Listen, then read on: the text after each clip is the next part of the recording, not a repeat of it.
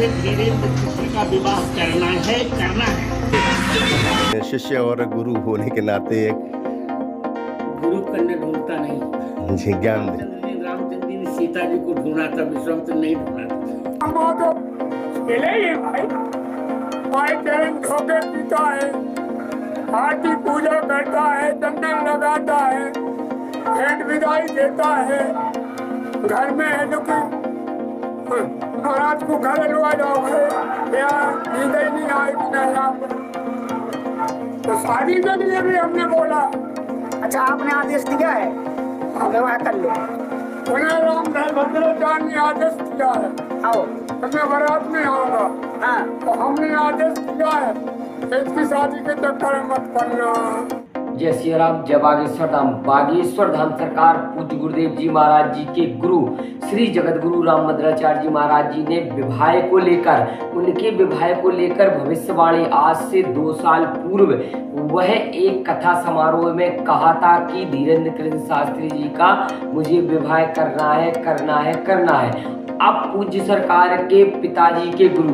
वह गुरु ने एक भविष्यवाणी और कर दी, यदि वो शादी करेंगे तो शक्तियों उनकी चली जाएंगी, जो दिव्य शक्तियां योग साधना वाली शक्तियां वो हो जाएंगी नष्ट। तो वीडियो के अंत तक बने रहे, संपूर्ण जानकारी स्टेप बाय स्टेप इसी वीडियो में बताऊंगा। तो जैसा कि आप सभी भक्तों को पता है, पूज्य सरकार के विवाह को लेकर काफी वह वीडियो वायरल है और विवाह को लेकर तमाम तर्क किए जाते हैं, तमाम बागेश्वर बाबा के पर अटकल लगाई जाती है। आखिरकार वह कौन सी दिव्य कन्या है जिससे पूज्य सरकार का विवाह होगा? यह श्री जगत गुरु रामभद्राचार्य जी महाराज जी ने वह कथा में कहा था और उनकी बात 101% वह भविष्यवाणी जो कर देते हैं वह सत्यता होती है, कोई भी उसमें खंडन नहीं होता, क्योंकि उन्होंने वह 1 साल पूर्व श्री नरेंद्र मोदी जी की भविष्यवाणी की थी कि 2024 में वह हमारे मुख्यमंत्री वह फिर से एक बार वह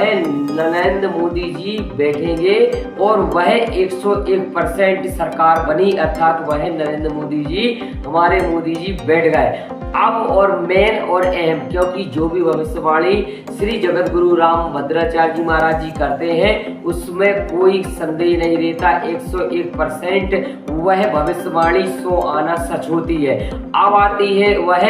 कि यदि जगत गुरु श्री रामभद्राचार्य जी महाराज जी की यदि भविष्यवाणी सच हो रही है तो वह उनके पिताजी के गुरु धीरेन्द्र कृष्ण शास्त्री जी महाराज जी के पिताजी के गुरु ने आखिर वह शक्तियां क्यों ऐसी वह भविष्यवाणी कर दी है कि विवाह करेंगे तो उनकी शक्तियां हो जाएंगी खत्म, और वह शक्तियां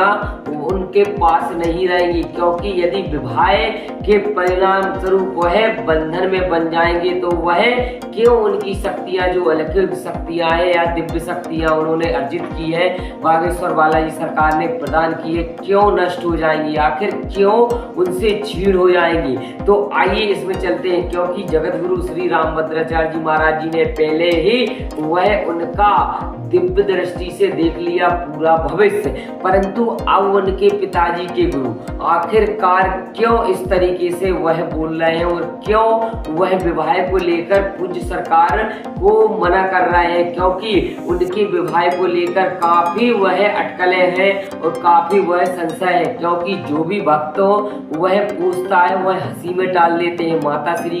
भी पूछती है विवाह करना है तो वह भी हंसी में टाल लेते हैं, अर्थात इस विवाह के लिए जगत गुरु श्री रामभद्राचार्य जी महाराज जी ने आज्ञा दे दी, अर्थात वह 2 साल पूर्व पहले आज्ञा दे दी। तो अभी तक वह बागेश्वर धाम पूज्य सरकार को वह विवाह तो कर लेना चाहिए था, परंतु वह क्यों इसमें अभी अटकलें लगाई जा रही हैं और क्यों वह पूज्य सरकार टालम टूली कर रहा है, अर्थात इसका बिल्कुल ही साफ और स्वच्छ वह निवेदन है कि जगत गुरु रामभद्राचार्य जी महाराज जी भी वह एक बार फिर से ऐलान कर चुके हैं कि वह हिंदू राष्ट्र होना चाहिए। और हमारे बागेश्वर धाम सरकार गुरुदेव जी महाराज जी ने भी तमाम वह सभी भक्तों के लिए हिंदू राष्ट्र का आह्वान करते हैं और सभी को हिंदू राष्ट्र की तरफ ले जाते हैं, क्योंकि जब हिंदू राष्ट्र होगा तो भगवान वह 101% होगा। भगवान रामचंद्र की वह कथाएं सभी वह भारतवासी देखेंगे और सभी कथाएं उनके चरित्र पर ही गमन होगा और उनके चरित्र पर ही पूज्य सरकार को ले जाना है, क्योंकि भगवान राम के जो चरित्र पर एक बार वह राम के चरित्र पर वह वर्णन करते हैं और वह वर्णन में प्रारूप यदि कोई भी भक्त उस भक्ति में रम जाता है तो उसको केवल वह क्या दिखता है, भगवान राम। तो इसलिए पूज्य सरकार ने इस तरीके से विवाह को लेकर अभी असमंजस में उन्होंने कह दिया है गुरुदेव जी महाराज जी के सामने कि विवाह मुझे करना है, परंतु अभी विवाह लगभग 2 वर्ष और नहीं हो रहा, ऐसा वह पूज्य सरकार ने कहा तो नहीं है, परंतु हम और आप अनुमान लगा लेंगे, क्योंकि उन्होंने पदयात्रा के लिए भी आह्वान किया है। जगत गुरु श्री रामभद्राचार्य जी महाराज जी ने कहा है विवाह के लिए, परंतु अभी लगभग 2 वर्ष और पूज्य सरकार वह पदयात्रा करेंगे, वह ओरछा जाएंगे और ओरछा से दिल्ली तक पदयात्रा जाएंगे और तमाम ऐसे बड़े बड़े महानगरों में जाएंगे जहां पर वह भगवान वह अभी तक वह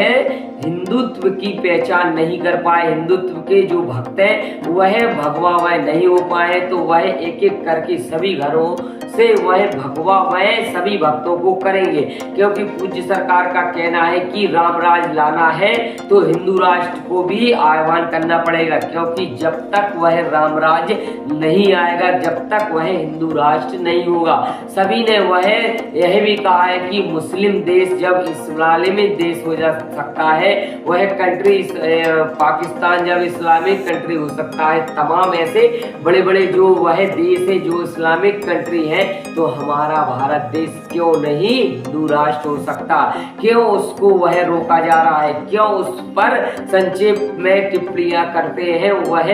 धर्म विरोधी करते हैं और वह रोकते हैं? तो इसलिए पूज्य सरकार ने अभी विवाह को लेकर कृपया कर टाल दिया है। अब वह जब आता है कि आखिरकार वह उनके पिताजी को श्री